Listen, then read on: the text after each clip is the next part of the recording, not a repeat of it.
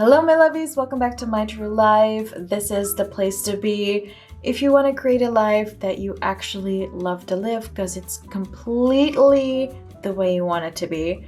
Although we cannot control everything, journaling, planning, and organizing does help with creating that true life. So here we are with my bullet journal, and I thought it would be cool to do like a little run through, a flip through if you will, and see how this has been working for me, because maybe it'll help you to figure out if you also need a bullet journal and if you like this way of keeping track of your tasks and organizing your life. So my bullet journal, to be fair, is not like a super cutesy pretty type of bullet journal. My bullet journal is like a, oh my god, I have to get shit done type of deal, okay? So do not expect the most beautiful spreads in here. This is like a realistic view in my brain. So let's roll. Alright, so I deconstructed my bullet journal for you guys because this is a Hobonichi plain notebook with Tomo River paper, and this is an A6 size. It's 11.95 in euros in the Netherlands, and so it probably is a little bit more expensive in dollars, so probably around $12 to $13, depending on the course, of course. And so this is about 15 centimeters tall, and then it is about 10.5 centimeters wide. So I thought I'd show you guys because it helps you figure out if it'll fit in your journal cover. Speaking about journal covers, I got mine from Hobonichi as well. It is actually beautifully blue on the inside, and then it's actually lilac without a print. The print is on the transparent cover, which is also by Hobonichi. And I thought that was really cute because when you see the cover on its own, it's a little meh, if you ask me, although these are two of my favorite colors. I love sky blue, baby blue, and I love lavender, lilac. I mean, can you tell by my nails? I love a cute pastel, and I love muted colors, but it's a little boring. So the cover just gives it a little bit of extra oomph, and that's how I created a cute little cover situation for this plain Hobonichi bullet journal. It's not really specifically for bullet journaling, but you can use it for bullet journaling. So here we are, the cover. As you can see, I just have some simple stickers in here that I got as gifts, and I also have the original card that came with this journal because I don't like throwing things away. And that is the cover. It comes with a lot of pockets, which I love, but because this bullet journal is always on the right side of my desk, because this is my desk and it's always around here somewhere, and then I type here and I write here. So I like having this very close to me, and I rarely take it out somewhere because I work from home as a business owner most of the time. So I don't really use the pockets as much, but it's nice to have because if I ever want to go outside, I can stuff stuff in here. So that was like very, I can stuff stuff in here. Wow, what beautiful grammar. So this is the Hobonichi plain notebook, and according to the website where I bought it, and this is not sponsored, it's penstore.nl. I just talk about them a lot because I buy from them a lot.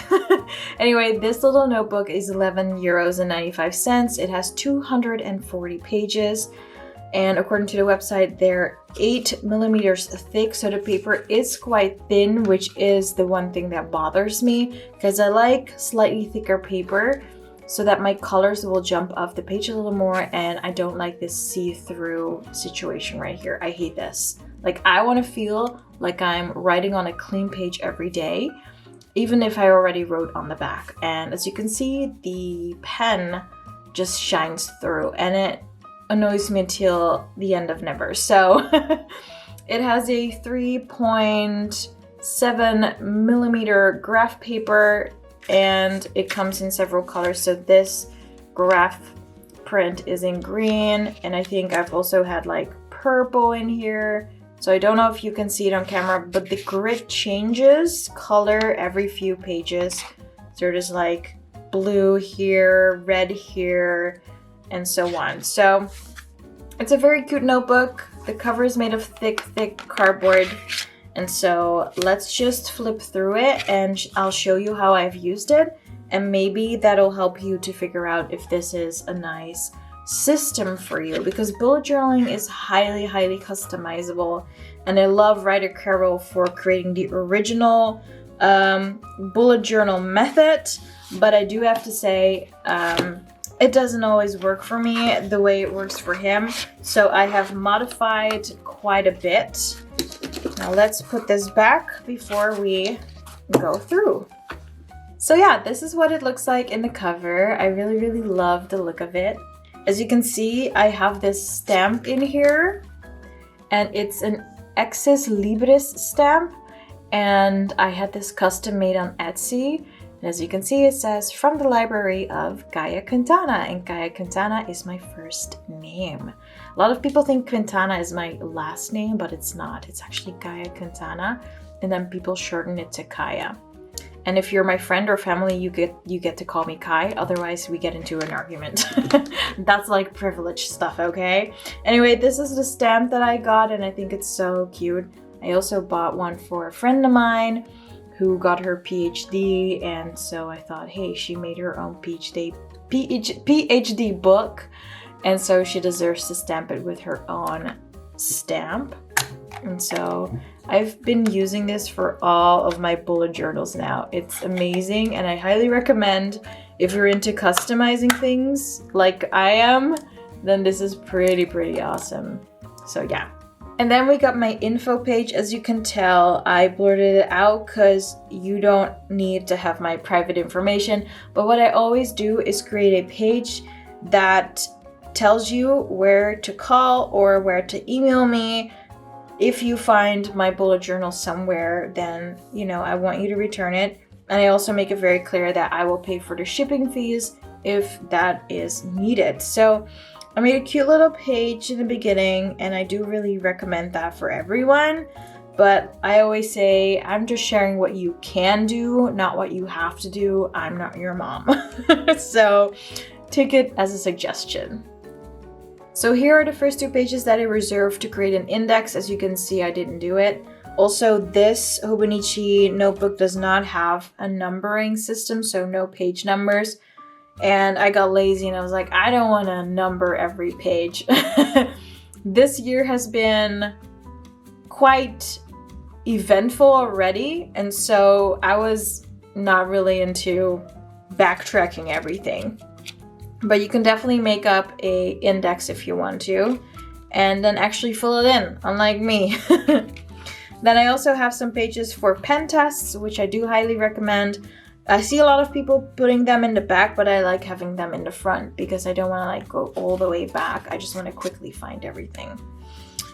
And then I bought this bullet journal, or it's not really a bullet journal. I bought this notebook to use as a bullet journal in April 2023 because I was going on a holiday, which I hadn't been on for like 10 years. And I realized that my big bullet journal, which is like an A5 size, and then the A5 size also being in a cover was too bulky for my hand luggage. So I opted for an A6 notebook. I was like, I actually really like this size, and that's why I kept going. I never really used my A5 notebook again, which I probably will in the future once I have other things to do than my current tasks, because my current task list per week is quite similar to every other week, so I don't really need a lot of space. I already know what is what. You may have noticed that we are now on my cover page for April 2023, and I didn't do a future log with all of the months in the year. That's what I have my Hobonichi weeks for. That already has a overview of the year pre-printed in it, and it feels like double the work for something I'm not gonna use. So what I do in my bullet journal is I create a cute cover page if I don't forget. And then I create like a monthly overview. As you can see, I just create a whole page for every day of the month. And then I put down the highlights and I put a profit goal down because I'm a business owner. So, you know, I have to make my own money. If I don't work, I don't make anything. So yeah, I have my profit goals and then my overview. This is something I really, really like. I do have to say I really like this monthly overview instead of the whole yearly overview, which I actually never use. I like this because you can write down the highlights, and if you quickly want to check if you're not double booking or doing too many things on the same day, you have it all on one page, and I really, really enjoy that. So I always have my cover page, my monthly overview, and then I have my test dump. I love having a test dump because it allows me to just write everything down that is in my brain. And when it's on my test dump page, I can figure out which tasks I want to do on specific days. So it makes it easier for me to plan in my bullet journal. And it's also nice because I don't have to try and remember every little thing that I want to do because it's on my test dump page.